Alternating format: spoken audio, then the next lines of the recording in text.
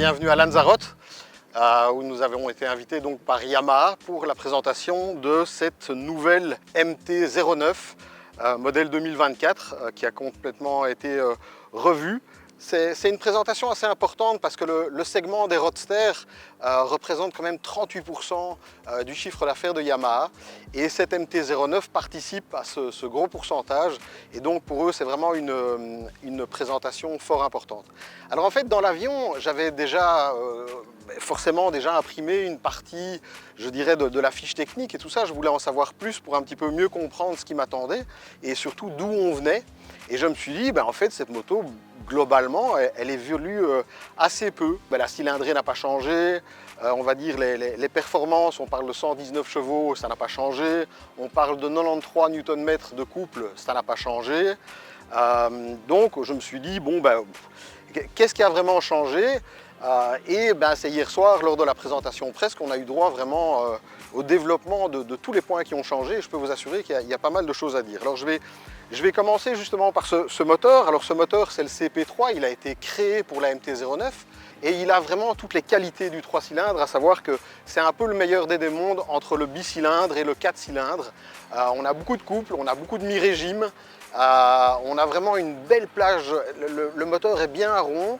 Le moteur n'a rien perdu. Alors au niveau du moteur, les changements, même si en fait on pense qu'ils sont nulle part, oui, le moteur a dû être retravaillé parce que la version ici 2024 est une version qui est homologuée Euro 5+, donc qui est la nouvelle norme qui apparaît l'année prochaine et qui impose encore plus de castration. Et donc ils ont vraiment dû retravailler ce moteur. Le 3e, le 4e et le 5e rapport ont été modifiés pour avoir une boîte plus douce, pour avoir une boîte qui passe plus facilement. Et donc ça a été, je vais dire, couplé à un quick shifter qui lui aussi évolue. On a augmenté le bruit sur la sensation de roulage grâce à deux grilles qui sont positionnées ici, qui sont juste au-dessus de la boîte à air. Et en fait, les résonances de l'air qui rentre dans la boîte à air en fait arrivent jusque dans ces grilles. Et quand vous êtes positionné sur la moto, à partir de 8000 tours minute, on ressent vraiment je vais dire une forme d'aspiration, une résonance au niveau des grilles, et donc ça donne une expérience, on a l'impression d'être plus proche du moteur, et l'aspiration de l'air est vraiment impressionnant. C'est un petit, je dirais un petit gadget, mais qui est pas mal foutu.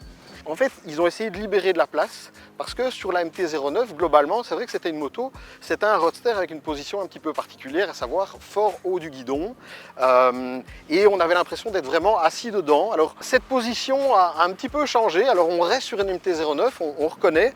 Moi, j'apprécie beaucoup le fait qu'on ait plus de place ici au niveau des jambes pour se mettre, pour piloter. Bon, moi, j'aime bien bouger quand je pilote. On a plus de place et donc, c'est vraiment pas mal. Alors, quelque chose à noter et que pas beaucoup de constructeurs font, et pourtant je trouve ça vraiment dommage parce que ça coûte pas très cher et c'est génial, c'est la possibilité de positionner différemment les repose-pieds. Donc il y a des réglages de repose-pieds et ça je trouve ça vraiment génial parce qu'on peut adapter la moto. Alors évidemment le guidon est réglable et donc ça donne pas mal de possibilités pour être mieux assis sur la moto et mieux se sentir.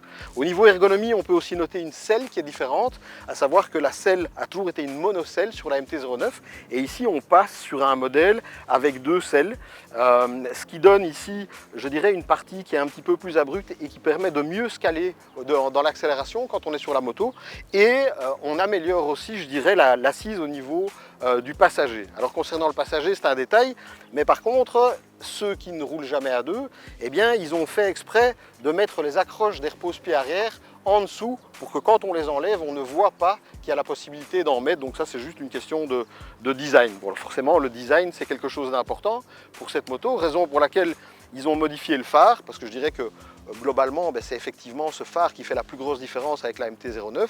Bon, c'est un tout nouveau phare full LED avec toutes sortes de trucs, ça éclaire très bien, c'est beaucoup, personnellement, je trouve ça plus joli que le précédent. Au niveau du freinage, ici en fait les étriers sont bien sûr je veux dire c'est les mêmes que la R1, donc ça freine très bien. Par contre, pour améliorer le freinage de manière globale, en fait ils ont rajouté un maître cylindre Brembo, un PR16, donc un piston de 16, et donc effectivement le freinage est plus progressif et plus agréable. L'électronique a pas mal bousculé cette moto, à savoir qu'on reçoit maintenant un superbe écran TFT qui est très complet, avec une électronique complète et, chose extrêmement importante, ils ont rajouté un boîtier inertiel à 6 axes qui guide le reste. Et donc ce boîtier inertiel permet en permanence de savoir quel est l'angle de la moto, si elle lève, si elle freine et tout ça. Et donc ça a permis de grandement affiner tous les réglages au niveau électronique. Alors, il y a 3 modes de base qui sont pré-paramétrés, c'est Rain, c'est Street et Sport, mais vous pouvez tout paramétrer, donc il y a 5 modes, dont 2 custom, où vous pouvez paramétrer la moto comme vous voulez. Avec l'arrivée de l'électronique, les commodos ont fort changé, le commodo gauche est ultra qualitatif, la manière dont on rentre dans l'électronique, très intuitif, très facile, on y va tout de suite, c'est facile, il me faut 2 fois, on y est. Maintenant, l'électronique, justement, avec cette fameuse, ce boîtier inertiel, ils ont réussi à améliorer grandement le traction control, puisque le boîtier inertiel permet de voir l'angle de la moto quand elle monte.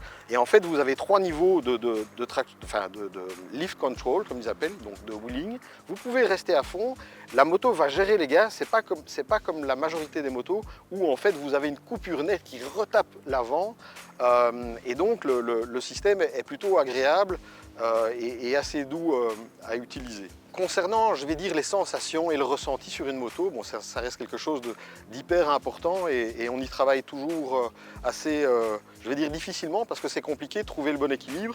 Et donc cette moto se voit revue légèrement en châssis. Donc apparemment, c'est les parois du châssis qui sont légèrement plus fines. Le moteur a été positionné légèrement différemment avec des petites pattes et apparemment le moteur a été légèrement incliné. Donc avec un châssis plus souple, une fourche enfin entièrement réglable avec des ressorts plus épais de base, donc fini les problèmes de fourche trop souple qui était vraiment le problème numéro 1 de base sur la MT-09. Alors nouvelle biellette au niveau de l'amortisseur. Les biellettes sont là principalement pour la progressivité de l'utilisation du ressort et donc apparemment eh bien, ce châssis donne plus de sensations. J'avais coupé l'électronique pour ne pas être ne pas avoir de fausses sensations et vraiment la moto se comporte vraiment bien et alors que ce soit à rythme doux ou alors à l'attaque dans les virages, eh bien la moto communique bien, elle m'a vraiment rassuré et j'ai vraiment pris beaucoup de plaisir avec ce nouveau setting pour avoir plus de sensations. Justement, toujours pour revenir à ces sensations, eh bien en fait Bridgestone, enfin Yamaha a demandé à Bridgestone de travailler sur un pneu spécifique. En fait, ici vous avez un S23M, spécial pour M de MT. Le S23 de base est un trigomme à l'arrière et un bigomme à l'avant.